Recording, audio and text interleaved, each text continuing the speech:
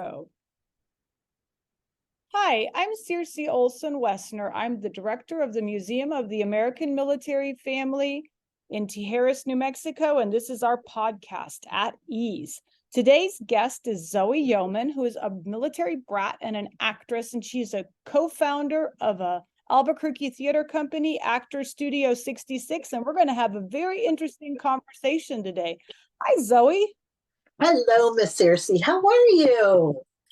I am well. Hey, Good. I'm excited to talk to you. I think this is going to be a great little episode today. So let's start with you. Let's get your brathood out of the way first. Let's start with that. I know you're an Air Force brat. What is your first memory of being a brat? I would have to say, truly, the first and probably kind of most positively emotional memory was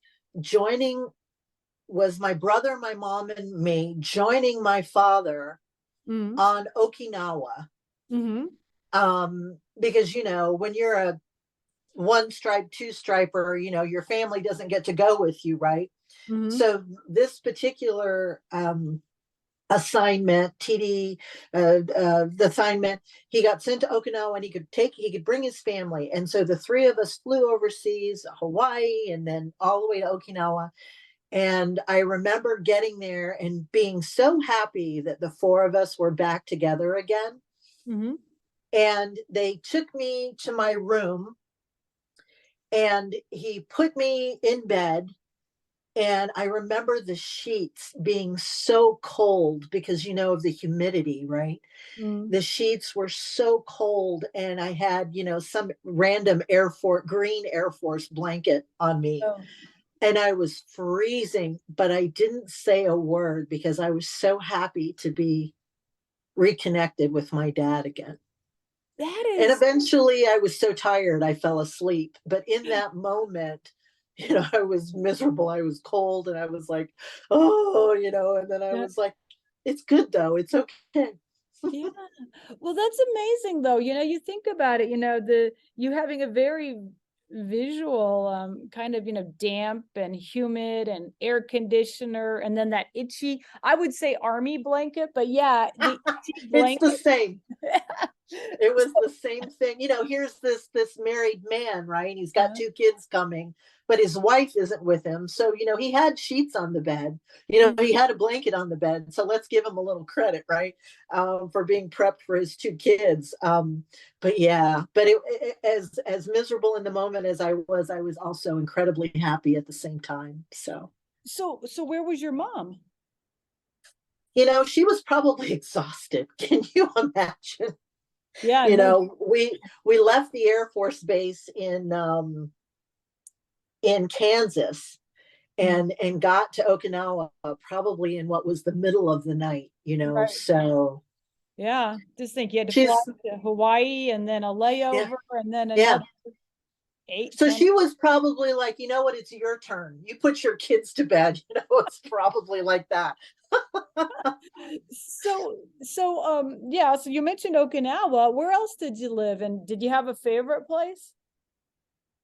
I would say probably the favorite place was Germany, but Okinawa was amazing, because when he wasn't flying missions, he was home with us, and we used to go and travel the island and go look at things and go have dinner at Kobe steakhouses, which at the time nobody knew what Kobe beef was, right? But sat down on pillows on the floor while they were doing the whole hibachi thing.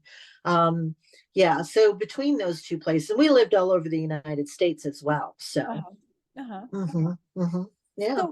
So you graduated from Frankfurt American High School, was that? I did. I graduated in 77 from Frankfurt. Frankfurt Eagles, huh? We are. We still see each other. We get together every 2, 3, 4 years. We have a reunion. It's really nice. Yeah. Thank God for the internet, because a lot of us never would have seen each other again. Well, yeah. I mean, Facebook has its good moments as well as its bad. Well put. Was moving frequently easy or hard for you? And you mentioned the internet and staying connected with friends. Were you able to stay connected with friends before the internet? No, there were some people that ended up stationed at the same bases again together. And I had a couple of those friends, one in particular that I'm still friends with, and our families, her parents and my parents were also friends. But that was, I think, it happened much less often with the kind of work that my dad did. And unless you had their address, you didn't stay in touch with them. And so many times, even when you had an address, they had already been transferred again. Right. So it was really hard to keep in touch with people. Yeah. And the internet made that the difference. Say again? Sorry. Was moving hard though for you too? The only time I bristled at moving was when I had just done my freshman year at a school in Michigan. And we had a dog. And my brother and my father wanted to go to Germany. And my mother and I did not want to go. And of course, they won. And, we gave my dog away. And then I ended up doing the last 3 years in Germany. That was the only time I bristled. The rest of it, I was always okay with going. Never fazed me, never bothered me. Always made friends right away, which is kind of a shy child was interesting, but the shyness really didn't kick in so much until I got to high school. And then starting all over again. Yeah, that would be hard, especially your first year in high school, then, having to uproot, you just sort of navigated that first horrible year. Yeah. And your dog. But it's what you do, it's what you do. And it never, ever occurred to me that life was any different. Right. When we were in country, when we were here, when we were in the States, we saw family, during the summer or, at a holiday. So it was just the four of us. We were our own little pack. Yeah. So you mentioned when you lived overseas in Okinawa, you went to these, restaurants and you traveled a lot all over the island. When you were in Germany, beaches. When you were living in Germany, did you go to famous theaters or great museums all through Europe, or would you guys do a lot from Europe? We did. Daddy would have 30 days, and we would get in the car and we went everywhere. I've been to Andorra. I've been to Nice. I've been to Italy, and we skied in Austria. We had such an amazing life. It was all so great. And Spain, and just, he was very big about not staying on the base. For him, it was about showing his children the world. And so we traveled all over. We traveled a lot during those years. Did you have a favorite vacation spot that you went to, or did you like them all, or was there like when you mentioned Andorra, you are the only person besides me that I have ever heard use the word I've been to Andorra. Andorra, yeah. This was my dad. This was my amazing father who just, a guy who grew up in rural Alabama, who was so game to try anything and everything. When we lived in Michigan, there were the Great Lakes, so we bought a boat. We live in Germany, so everybody learns how to ski. We did 2 weeks, the last 2 years I was in high school, we did 2 weeks in Austria, and we stayed at the same pension, and the four of us would go skiing. And so that was my favorite vacation place for a long time. And then, of course, when I was a senior, the senior class trip was to Costa del Sol. So, Spain, right? Yeah, that might be another podcast. Those senior So yeah, we went to art museums. My mother, I had totally picked up on her whole thing about having. She has had lots of different, Picasso, Chagall, all these different lithographs and things. And so we went to museums. It was definitely one of the things that we did. Yeah. Mm. Speaking of high school, so were you involved in theater in high school or college? And then if so, what were some of your roles? I was involved, but I was also in honors choir. Uh-huh. So we had the Mellow Teens, which was Mrs. Johnson, and Mrs. Johnson only just passed last year. I think she was 97 or 98. Our choir director, and we went to Berlin one time to compete, and we'd had to go through the tunnel, and you'd see the guys standing out there with their machine guns, the East German. Oh yeah.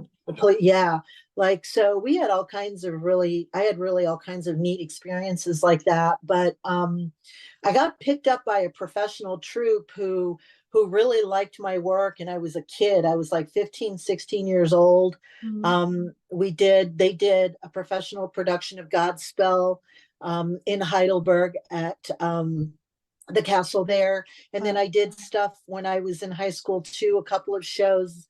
The Boyfriend is one that I remember.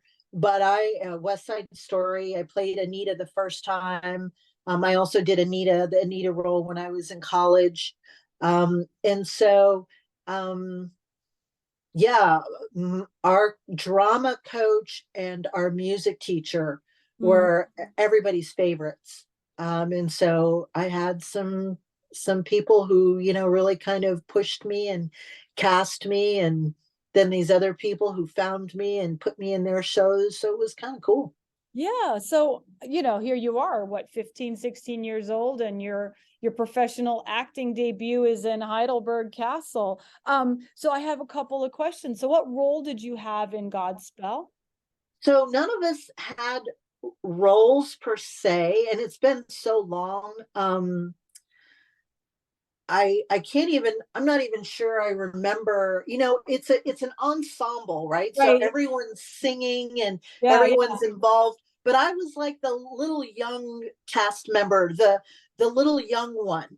And I don't even know that she had a name. I don't remember. Yeah, I was trying to think, because as you explaining Godspell, I'm remembering, it's just people running around singing and happy and all that. Was it a German troupe or was it an American troupe? They were Americans who were doing professional theater, kind of, and they were like DOD people. Like, obviously there was a reason that a lot of them were either there initially or moved eventually and came to live there.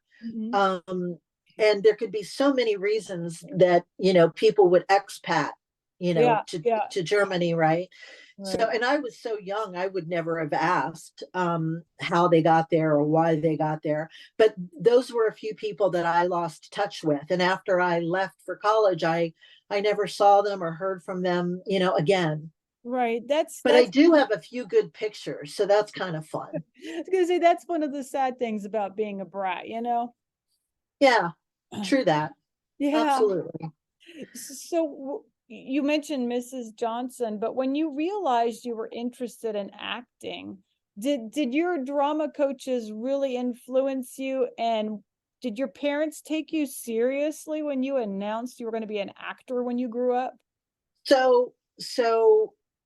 Okay, so let me go back to Godspell just to clarify.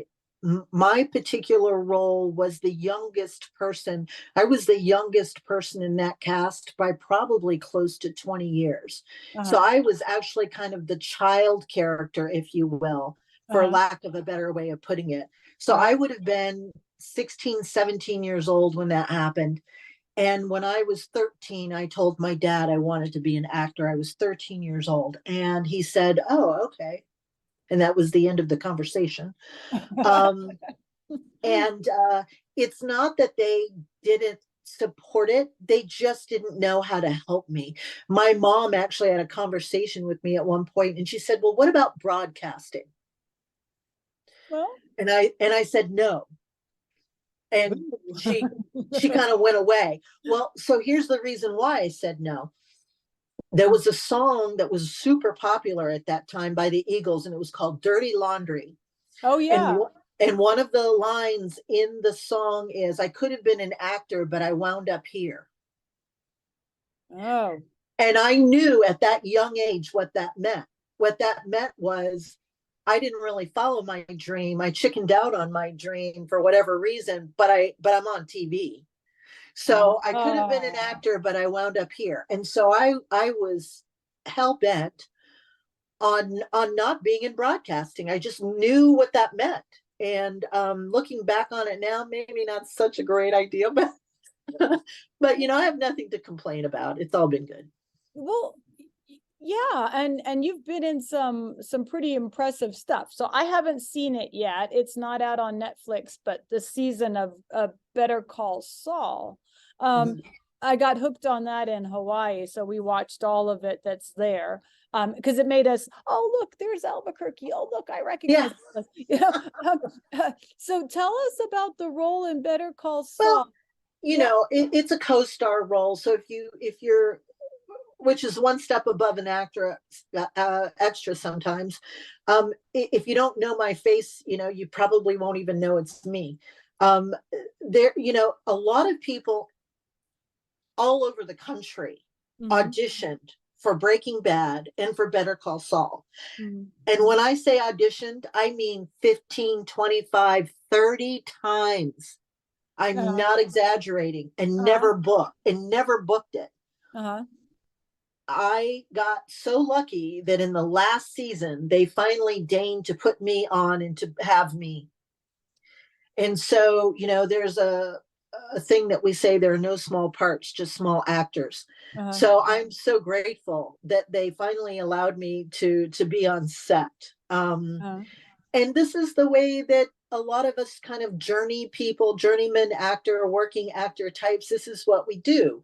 We go up for something that might have 7 lines, and, you get on set and you do the 7 lines, but when they edit it together, maybe you're not even on screen.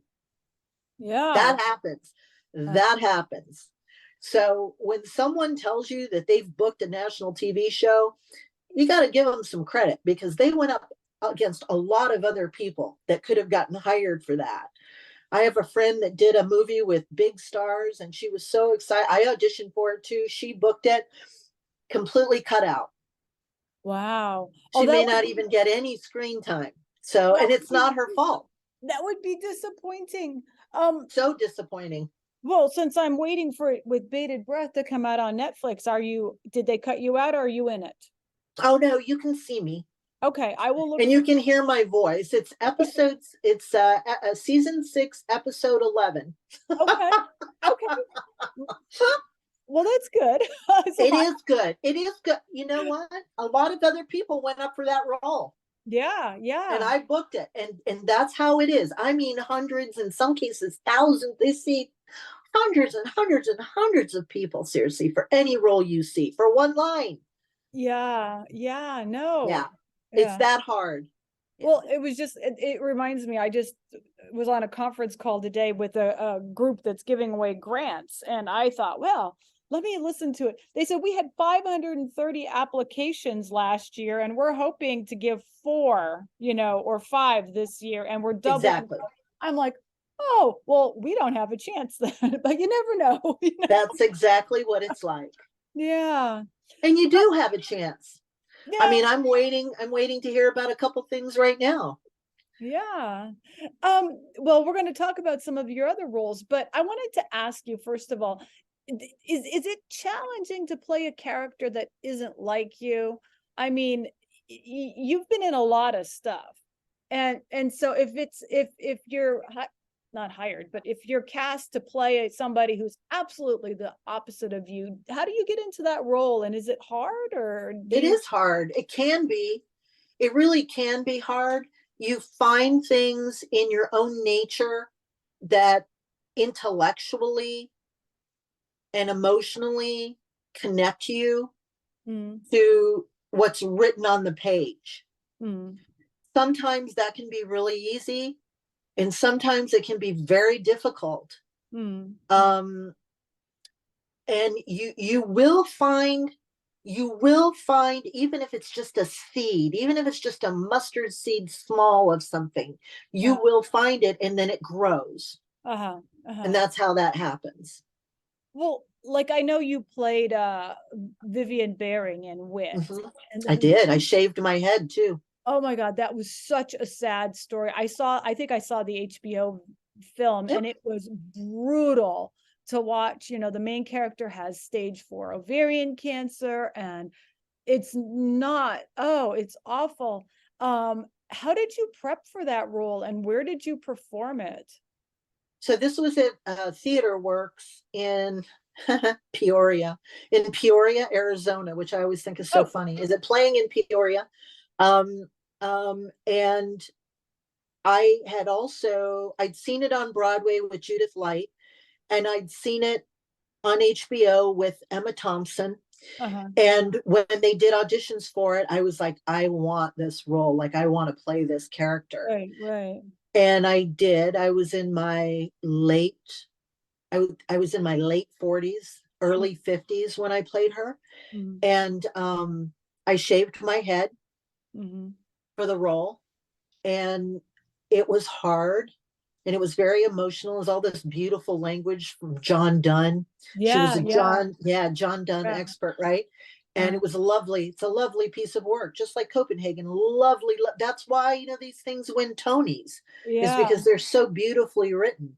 Yeah, no, it was absolutely wonderful, but so sad. I mean, I was sucked right into it. And then you contemplate your own mortality. And so Yes, that's you do. what I wanted to ask you. Did you find yourself, you were of a certain age at An that point, age, yeah. you know? Well, she throws up on stage. She as the play goes on, she gets weaker and weaker and weaker. Mm-hmm. So not only was it intellectually challenging, it was emotionally challenging. One of my best friends had lost her father to pancreatic cancer. Mm-hmm. And she would come and see me, and she said, you have no idea how hard it is to sit here and watch this. Well, did you wake up in the middle of the night thinking about what it would be like to have cancer and stuff like that? Because I'm a big hypochondriac. I would be like just getting so worked up into it. Did you wake up? I will tell you, in that case, no, but I'll give you another example. Uh-huh. The first national TV job I did, it's not even on my resume, was an episode of America's Most Wanted. Mm-hmm. And it was the episode, and this is very hard to listen to. So, if you're a little squeamish, maybe just turn down the volume for 30 seconds.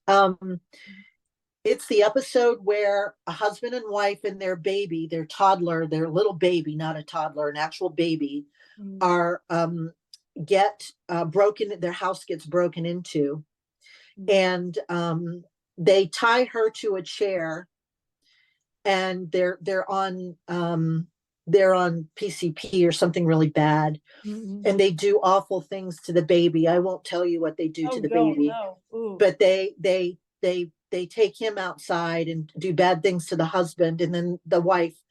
That one, they hadn't caught them yet when the episode aired. And for weeks, when I would put my head down on the pillow, I would think of her and what that poor woman went through with her husband and her baby, and what they did to her too.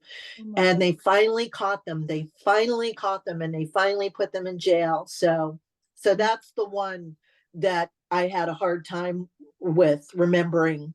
Yeah. Yeah, it was really sad. So I think I saw somewhere that a film you're in is up for an award. It's some independent film festival this month. I guess it's March. Yeah. So there are a few short films I've been in over the past couple of years. Uh-huh. And I just won a Best Actor, Best Actress, they call it. Why, I don't know, but Best Actress award for out of a film festival in Atlanta. And I've been nominated again That one is in a couple of weeks up in Idlewild, California, the Idlewild Festival.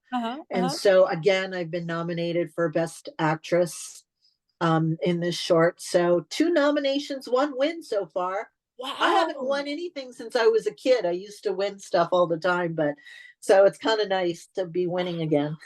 Wow. Nominated. So what was the film from Atlanta, the one that was in the Atlanta show? So the same short film. I play a mom. The young man is just trying to find himself. She's raised him by herself, and he wants to be in a relationship. He wants to get married and find his person, and he keeps going through all these women. And the movie's called The Can. So the analogy is when you find a can and it's dented, how we don't open it, we don't use the food in it, perhaps, right? It's considered bad. So it's called The Can. Okay, yeah. Well, we'll have to look for that. Wow, congratulations. I'm Thank excited. you. Yeah. Thanks. Wow. That's nice. Yeah. So we're going to go up to Idlewild in a couple of weeks. No expectations, but we'll see. Well, it's just great to be nominated. Wow. It is. It really is. And when people say that, they really mean it. We do. We mean it. Yeah. Switching gears. So in the middle of the pandemic, when so many theater companies were struggling due to being shut down and COVID protocols and all that, you decided to start your own theater company. What made you want to do that? And you weren't even in Albuquerque. You moved to Albuquerque to do that. And then what is your vision for Actor Studio 66?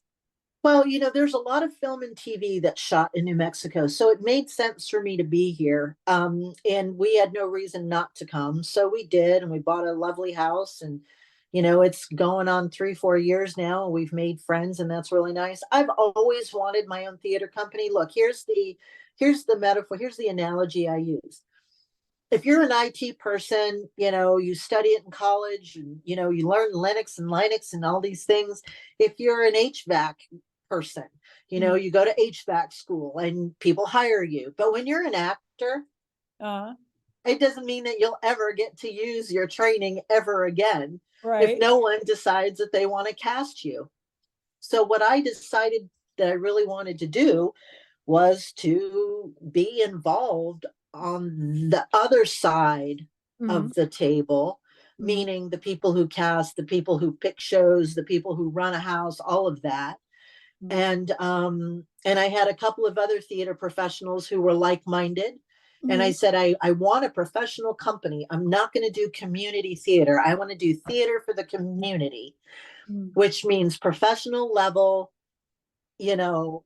really, really hard stuff that we're going to pull out of the ether that's happening now, that matters now. I don't want to do Neil Simon. I don't want to do Tennessee Williams. Love them to death. I've seen all of it. I want to do things that people are going to be shocked and surprised by for whatever reason.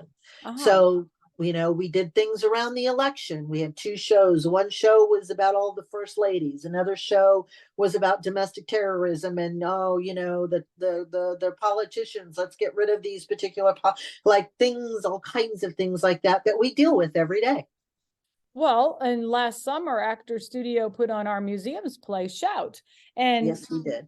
Yeah, and my parents and son went to the performances and of quite a few of my friends, and they said the performance was great.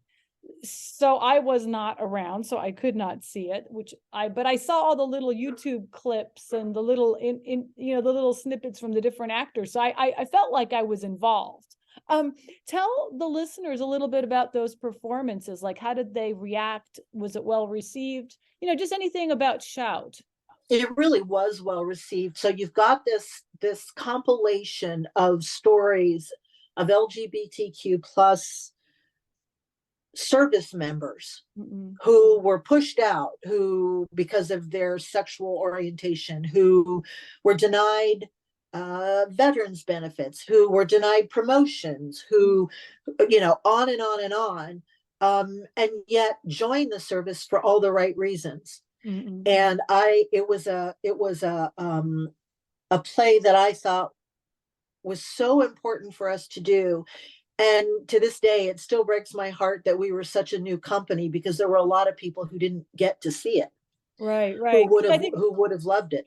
I think it was your second performance, but we, the museum, thank you guys for doing it. And all the people that saw it that came back and gave me feedback said that the cast was just phenomenal and the energy in the room was super.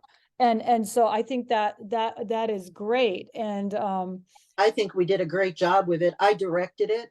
I was really proud of it, and really proud of the people who were in it.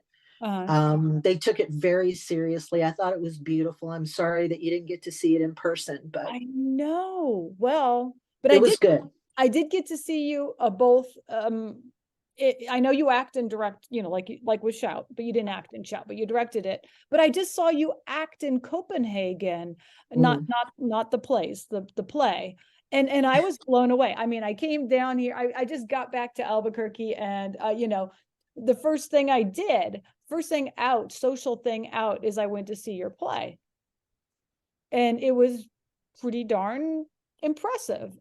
It's only 3 characters, you and 2 others, and it's on a subject I wouldn't associate with a play. It's a 1941 meeting between physicist Niels Bohr and Werner Heisenberg at Niels Bohr's house in Copenhagen. So how did you find this play? Because I'd never heard of it. And why did you choose to perform it? And, what significance does it have in the Albuquerque area? So, New Mexico was pretty instrumental in the whole, fission, nuclear bomb, all of that. Los Alamos and Sandia, they were here. They were, they were in the state of New Mexico. Why we chose it was because it's ever looming. It's a thing that is always and forever over our heads. And with what's happening in the Ukraine, in Ukraine, and with Russia, we thought, what a great time. And this is how we choose things, whether it's mental illness or the LGBTQ, all of these things that we deal with as a society. And we were like, this is a 1998 Tony Award winning play. So we know that the writing is fantastic. And now let's find the actors to do it. And we had a little setback, but we got through it with cast members. We had to recast. But we got through it. And there are nights when it just sung, like it just was fantastic. Well, the night that I was there, I honestly believe that one guy was Niels Bohr's. Yeah. He and they were all just rattling off all these scientific formulas, and I was just like, how can you remember all this stuff? Yes. I was watching an episode of The Travelers the other night, and the name of the episode was U-235, and I thought, what is going on? It's everywhere. The universe. The universe, yes. And so my friend Matthew, you're talking about my friend Matthew Zimmerer out of Arizona, whom I have seen work in Arizona, and lost that original actor. And I called him and I said, I need you. Can you please come do this? It was the only phone call I made, and he was available. And I was like, it's just, so that was amazing. And I'm glad you feel similarly, because I thought he was brilliant. Yeah. I know you don't know this, but the day before I went to see Copenhagen, I had a meeting with my colleague, Jennifer Hayden. She's the director over at the National Nuclear Museum. And we were talking about museum stuff. And as I was leaving the meeting, I wandered through a new to me exhibit, which coincidentally discussed Heisenberg and his quest for the bomb. And I was like, I'm going to Copenhagen tomorrow. And so, I was paying a little bit more attention, and did you know about that exhibit going on at the Nuclear Museum? Not only did we know about it, we actually knocked on their door and said, will you put us in your newsletter to your members? Because we think they're going to love this. And they agreed. Yeah. And so we were in a couple of their, monthly emails. to come and see the play. And we know that there were nights when there were members in the audience. And Yeah. we hope they loved it. We think they did, because people would, send us little emails or whatever, or say something on our Facebook page. So Yeah, well, you didn't get any emails that said, "Excuse me, you screwed up the formula for such and such." no, because that would have been the playwright's fault. But yeah, we know that there were some of them that were in the house Yeah. during the run. Yeah, it's fascinating. That stuff's fascinating. It just is. Yeah, well, I went with my friend Jude, and she's been one of my closest friends for years, and she amazed me about how much she knew about this stuff. I was just, on one level, and she's like, "Well, and did you know?" And so she works in the sciences, so she obviously had classes in science. Yes. And there are, actor friends of mine who are married to guys who were nuclear physicists that did this work for 30 years. And she's like, "Oh, I've got to get my husband to come see this." And then they would come back again. Yeah. Well, it even gets a little stranger. So in the exhibit, I learned that the Germans relocated their research program and experimental reactor to the small town of Hagerloch. And that's where I'm going to be near there this summer. And so I was Googling, like everybody else, Googling this castle, and there's a small museum there. So I'm going to drop in and visit the museum and see the the exhibit on this reactor. So it's all very coincidental. It's wonderful, in so many ways.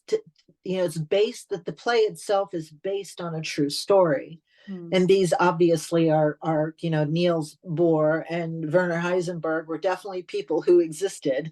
And there is this whole thing about the meeting that they had in 1941 that ruined their friendship.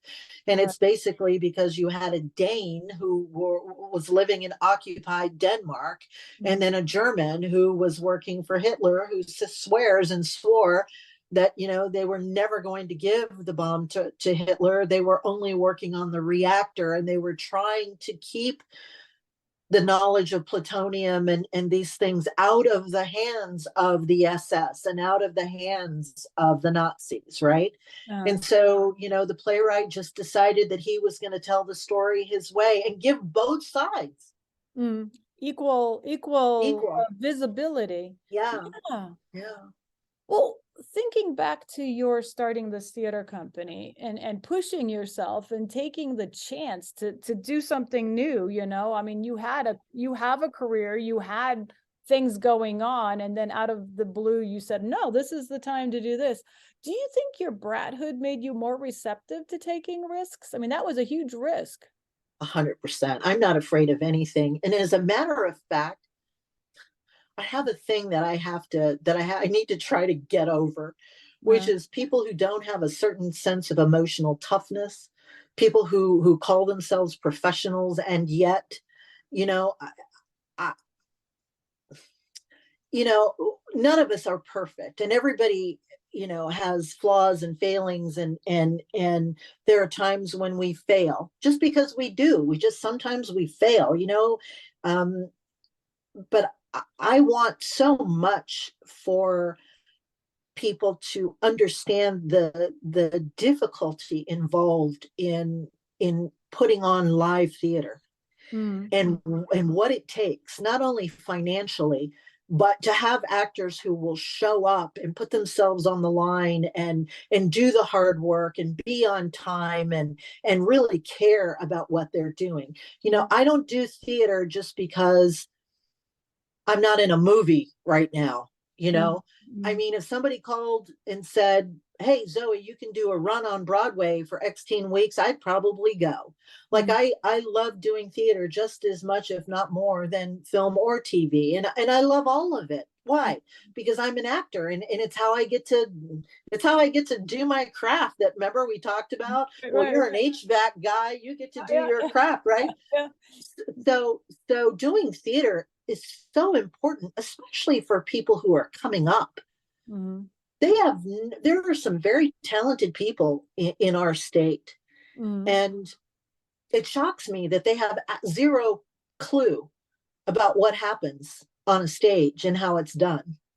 I kind of find that sad. And my generation, we used to go to the theater. That was one of the things that you did, right? Right. There was So theater season. My kids and I all had multiple tickets a year to Popejoy Hall and to the some of the little theaters in town. We did. yeah, We made a whole yes. theater season of it, I have people who say, I'm going to donate to you because when I was a kid, my grandma took me once a month to the theater. Yeah, And yeah, that's the only reason they're giving money, because they understand how important it is. And when it's good, it's so good. yeah. When it's good, like, I don't care if it's Tennessee, I don't care, but when it's good, it's so good, and it's so educational and so important for people who want to be in the arts to understand how scene design works, how scenic design works, how lighting works, all of that stuff. It's just great stuff. Well, for a minute there, when you started your whole conversation there, I thought you were going to say failure is not an option, which of course is a very military term. Well, here you go. Oh, So our edict is the show must go on. right. The show must go on. Mm. So I'm sorry that your dog died. I'm sorry that your whomever is in a hot, like, I know this sounds harsh, but you have to understand this is the way theater people are. The show must go on. I've worked with people who, my own mother had fallen and was in the hospital. And I had one weekend left, and I said, well, she's in the hospital. I can't do anything for her. But the minute the curtain closed on Sunday, I was on an airplane out of LAX. That's the emotional toughness I'm talking about. That's what it takes if you really want to do amazing live theater. You have to be committed. And, the show must go on. But I think that people don't realize how much it takes to do it. I mean, it's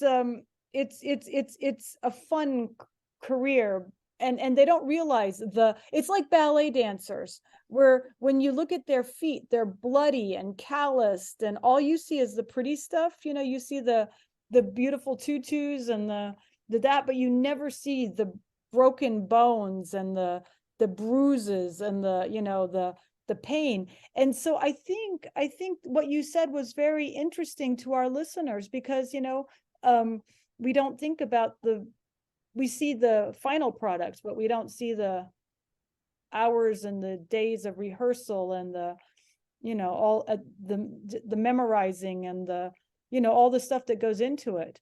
Well, there's a meme, and it says, I can't, I have rehearsrsal. And it's on t-shirts, it's on mugs, it's on tote bags. I can't, I have rehearsal. And everybody in the theater knows what that means. It means I can't come to the football game with you. It means I can't go out drinking with you. It means I can't. I have to go to the theater. I have rehearsal. So it breaks my heart a little bit that, people, I mean, if you think about it, everyone from Laurence Olivier, who I just happened to see for a hot minute in The Marathon Man with Dustin Hoffman, was on TV the other day. Laurence Olivier started on the stage. All of these people, so many of these people are all theater trained. Helen Mirren, go through the list, and not just Richard Burton, Elizabeth Taylor. I mean, Elizabeth Taylor was a movie star, but she did theater as well. Yeah. A lot of us, this is where it came from. Yeah. This is where it came from. So so Actor Studio 66. Yes. Right off of Route 66. It's been about a year since you started the company. So what lessons have you learned? I mean, only the ones that you can say in polite company. It can be really hard work, but it's super rewarding. And I knew that to begin with. It can be expensive. I knew that to begin with. Sometimes it's hard to find the right people to put in a show. There are only so many people in town, and a lot of them are connected to other companies. And so sometimes they feel what is it?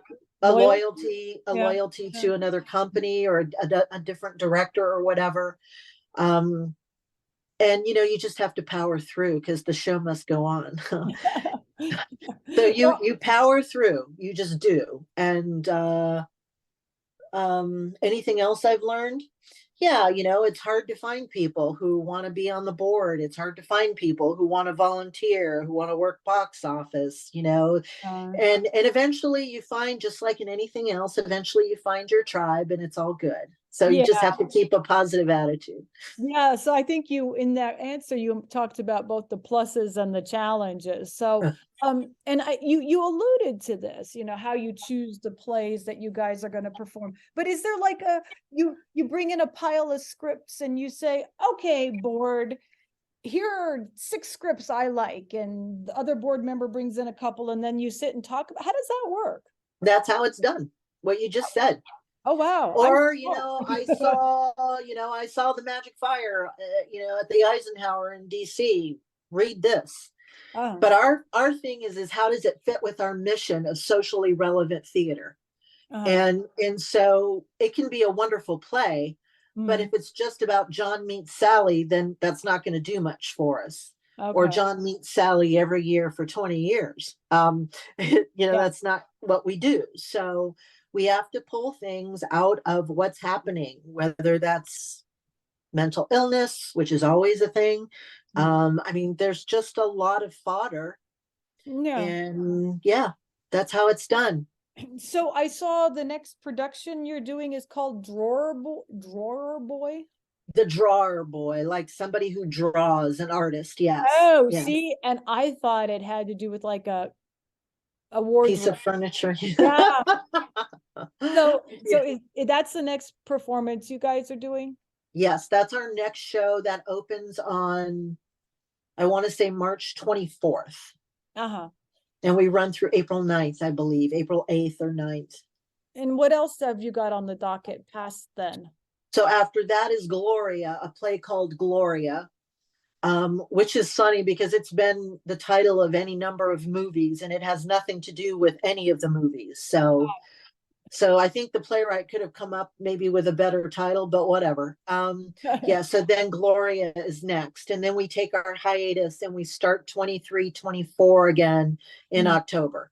Oh, okay. Which will be our 3rd season. Even though we've only been an entity for a little over a year and a half, we're into our 2nd season. Okay. So 23, 24 will be our beginning of our 3rd season. So I'll put the information for Actor Studio 66 in the notes underneath the podcast and also its location. Thank you. You're currently sharing space at the Black Cat Cultural Center still. That is correct. They have been kind enough and good enough to have us in. We use their theater space on a regular basis for performances and for rehearsals.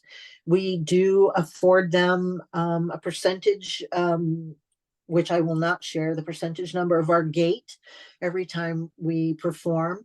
And we do other things to try to help them because we all, it's rent, right? We don't own the building. So, but they're also a 501c3, as are we. And their mission is around the LGBTQ and just the community there in Nob Hill. They do things for the community. Well, it's a very nice space. It's very cozy and it's comfortable. Yeah. So I heard a podcast with you last year, I think. It blew my mind because I found out in that podcast that you're an etiquette advisor. Is that the term? It was fascinating. So I ran a business for 13 years where I had after school enrichment programs. I did corporate work where I taught, employees at Hershey and aerospace engineering companies, which can remain nameless. And so I'm an etiquette professional. And yes, it's something that I happen to be an expert. Yeah, another thing that I happen to be an expert in. Did somehow the military upbringing make that a thing too? Just a little, yeah. Yeah, Just a little. Because Yeah, I was so thinking about it, when you go through the receiving lines and you go to these restaurants, you have to know, your forks from the outside in, and yeah, I, who to talk to first. well, you remember I told you it was very important to my father that his children were grew up seeing the world. And Mm, so my mother's side of that was I want my children to be comfortable wherever they are. So if they end up in Ivy League, if they end up marrying XYZ, mm, when they're meeting people and getting jobs, I want them to know how to comport themselves. right. And so it was very important that we knew how to do those things. And I'll tell you, depending upon where you live in the country, there are some places, that people make judgments about who they think you are if you don't know how to handle yourself at a table, or if you're going up for a big job interview and they want you to go to dinner with the partners. Like, these are things that people should know. And I'll never forget, I had a friend who was very wealthy, and he brought a young lady to the club one night, and her table manners were just horrific. And we never saw her again. He never brought her around again. I think he was probably horrified too. And I felt bad for her because she was a lovely young lady. She's a sweet, sweet young woman.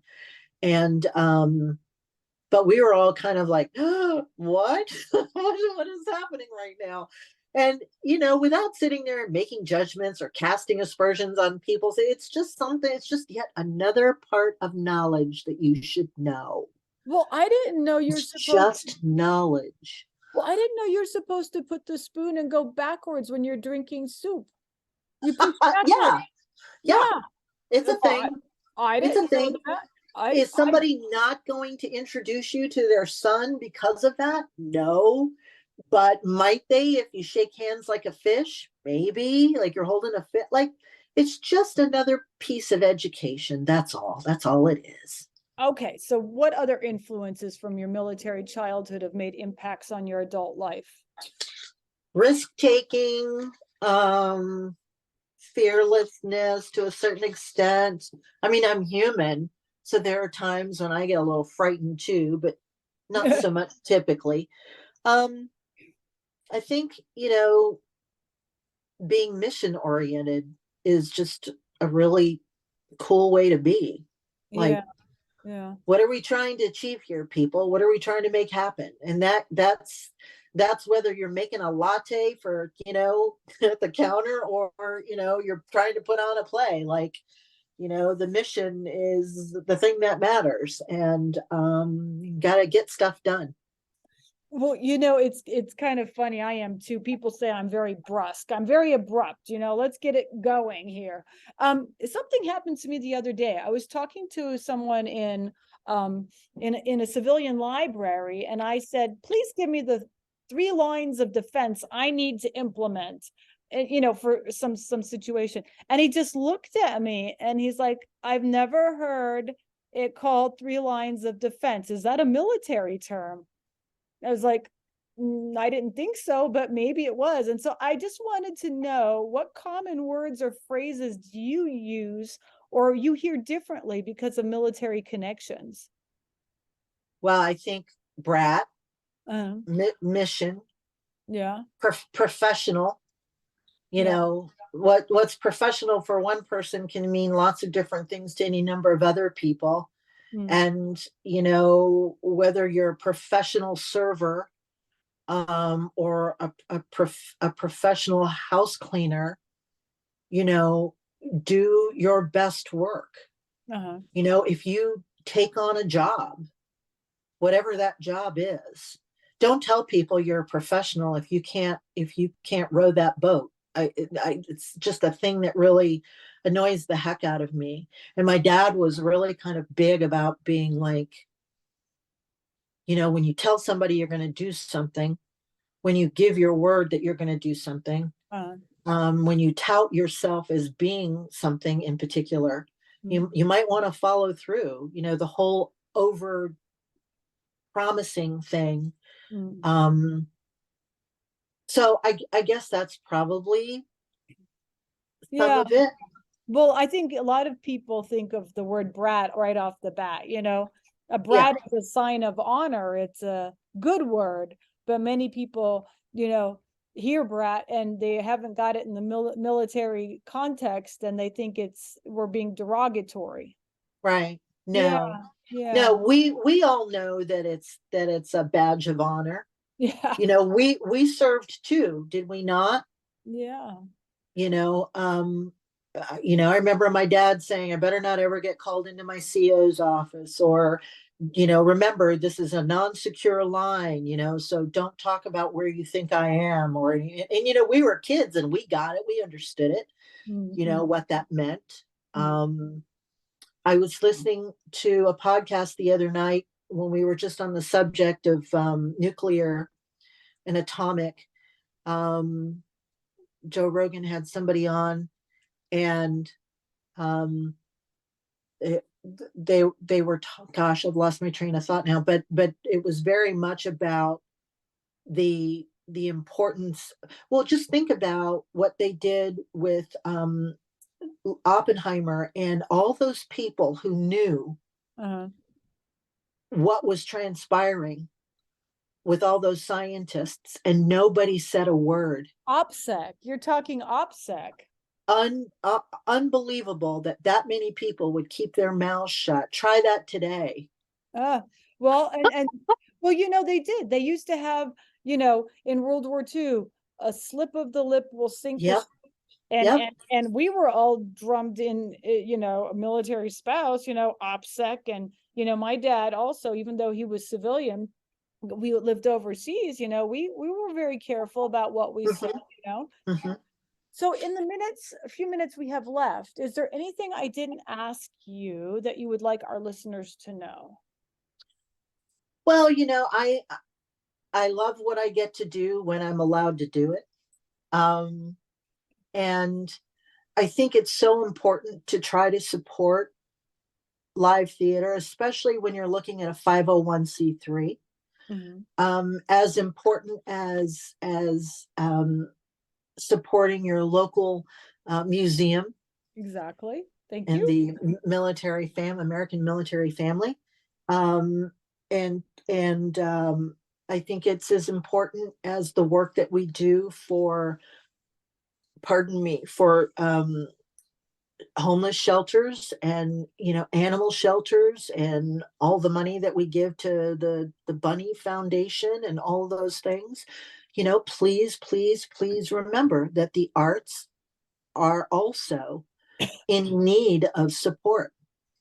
Well, I just had this conversation. I was a guest on another podcast where I said one of the things you can do to make a huge impact in your community is to support the small businesses, to support the groups that are planning activities. Because if you don't volunteer, you don't donate money, you don't attend them, pretty soon they don't do those things Exist. anymore. They don't exist. They don't And exist. then the community is less rich. The community starts to lose the charm. The kids need art. Kids need the arts. And, pretty soon you just have a neighborhood with no soul.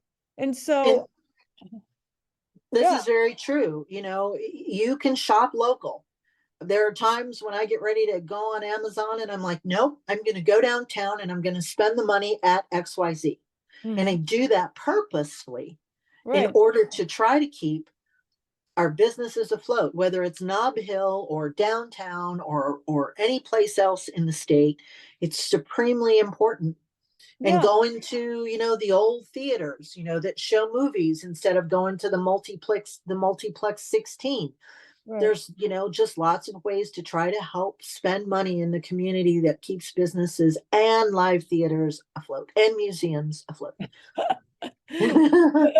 Well, Zoe, it's been really fun talking to you today, and I wanted to thank you for coming on the show. And I hope to see Drawer Boy.